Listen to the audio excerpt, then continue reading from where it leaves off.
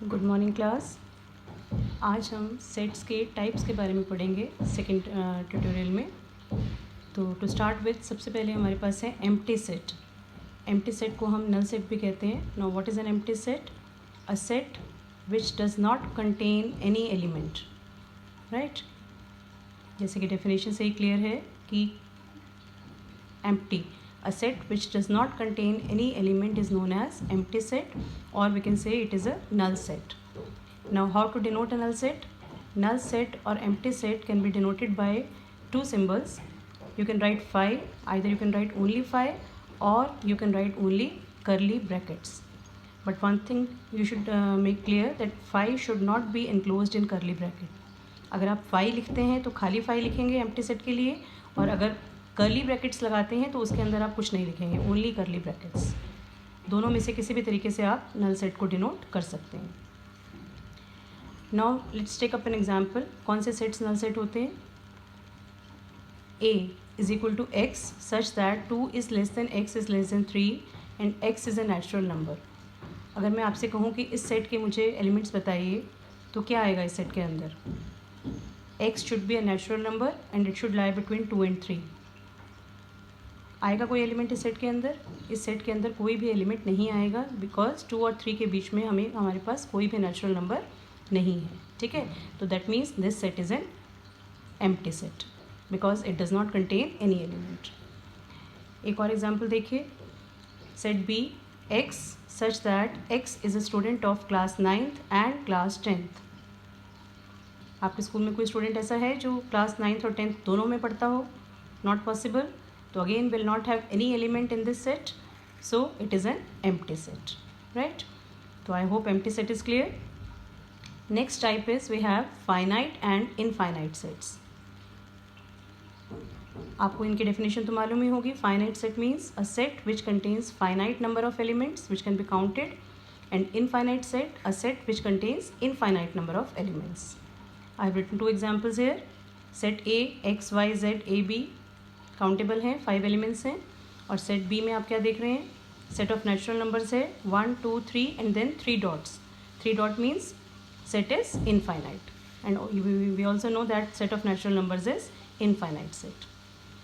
And phi set, phi जो आपका empty set है बेटा, इसको भी हम फाइनाइट सेट में ही कंसिडर करते हैं, राइट। तो phi set is a finite set always. Now third type is equal sets. Equal sets जैसा कि नाम से क्लियर है, इक्वल सेट्स कब होंगे?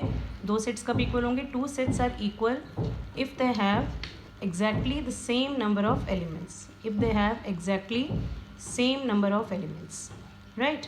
Again I have given example. Set A 1 2 3 4 5, set B 5 3 4 1 2। ध्यान से देखिए, नंबर ऑफ एलिमेंट्स भी सेम है और एलिमेंट्स भी सेम है।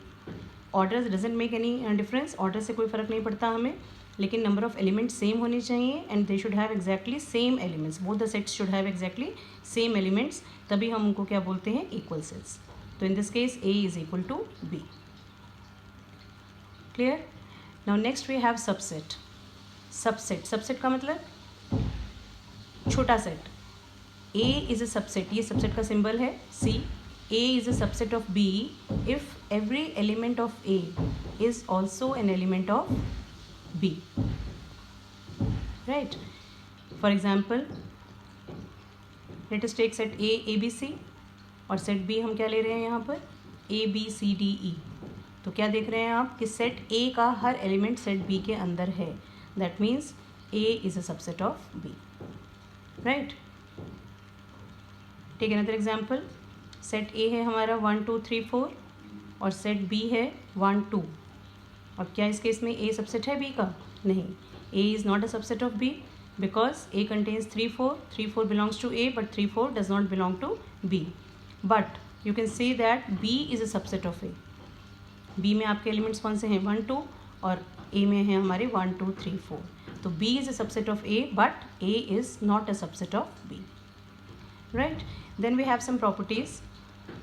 If A is a subset of B and B is a subset of A, then what can you deduce from this? If A is a subset of B, all the elements of A are in B and all the elements of B are in A, then A will be equal to B, right? So two sets are equal if A is a subset of B and B is a subset of A.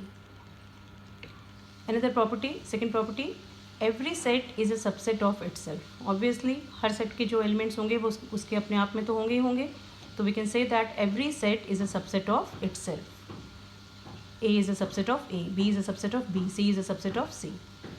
Then third, five empty set is a subset of every set. This is हम ये मान के चलते हैं कि जो empty set है वो हर set का subset है. Phi is a subset of every set. तो जब आपको किसी भी सेट के आपको सबसेट्स लिखने होंगे तो उसमें फाई आपका ज़रूर आएगा और ए ज़रूर आएगा. तो दो तो आपके फिक्स हो गए, एक एम्प्टी सेट, एम्प्टी सबसेट, और एक दूसरा वाला आपका जो सेट इटसेल्फ है, right? That will discuss afterwards. Now if A is a subset of B and A is not equal to B, then A is called a proper subset of B, right? Earlier you have studied कि if A is a subset of B and B is a subset of A, then both the sets are equal. Now here what we are saying कि अगर A B का subset है but A is not equal to B, then we say that A is a proper subset of B and B is known as superset of A. B is called superset of A, right? A is a proper subset of B and B is called superset of A. Now you can do exercise 1.2. काफ़ी simple है बेटा, NCERT की, आप सारे questions कर सकते हैं उसके आराम से, कोई ज़्यादा प्रॉब्लम नहीं आएगी आपको. 1.3 के भी आप शुरू के क्वेश्चंस अभी we are taking in this video, तो बाद के हम बाद में करेंगे नेक्स्ट ट्यूटोरियल में. अब देखिए ये कुछ थोड़ा पर्टिकुलर एग्जाम्पल है जो मैंने लिया है. ए के अंदर आपके देखिए किस तरह से एलिमेंट्स हैं 1 2 3 4 5, और आप देखेंगे ध्यान से कि 3 4 ब्रैकेट के अंदर है, राइट? 3 4 करली ब्रैकेट्स में है और बाहर हमारे पास एक और करली ब्रैकेट है. ये है सेट ए. अब इसके ऊपर बेस्ड कुछ क्वेश्चंस आपको दिए गए हैं ट्रू फॉल्स के लिए, तो let's take up one by one. अब बताइए 3 4 सबसेट ए, 3 4 के अंदर एक करली ब्रैकेट लगा हुआ है, क्या ये सबसेट है? आपको याद है कि फर्स्ट क्लास में हमने डिस्कस किया था बिलोंग्स टू. सेट के अंदर जो एलिमेंट्स होते हैं they belong to that set, right? और सबसेट अगर कोई होगा तो उसमें आपका करली ब्रैकेट्स आएंगे. अब बताइए क्या ये 3 4 एलिमेंट है या सबसेट है ए का? 3 4 सबसेट ए ये आपका रॉन्ग है. I will tell you why. क्योंकि 3 4 क्या है? 3 4 आपका एलिमेंट है. 3 4 is not a subset, 3 4 is element of A. तो 3 4 बिलोंग्स टू ए, ये हमारा करेक्ट है. This is correct, 3 4 belongs to A, right? 3 4 subset क्यों नहीं है? क्योंकि 3 4 के अंदर क्या आएगा बेटा? 2 करली ब्रैकेट्स आएंगे आपके. तो ये जो आपका थर्ड पार्ट है, फोर्थ पार्ट है, 3 4 ब्रैकेट फिर again curly bracket, this is subset of A. तो एक चीज़ आप यहाँ पर क्लियर कर लीजिए कि जो सेट के अंदर हैं वो सब उसके एलिमेंट्स हैं. इस पर्टिकुलर केस में 1 belongs to A, right? 2 belongs to A. 3 4 जिस फॉर्म में है वो भी बिलोंग्स टू ए आएगा, वो उसका एलिमेंट है. इसी तरह से 5 बिलोंग्स टू ए आएगा. और अगर आपको उसके सबसेट्स लिखने हैं तो 1 को आपको किसके अंदर लेना पड़ेगा? करली ब्रैकेट्स के अंदर. Now this is subset of A.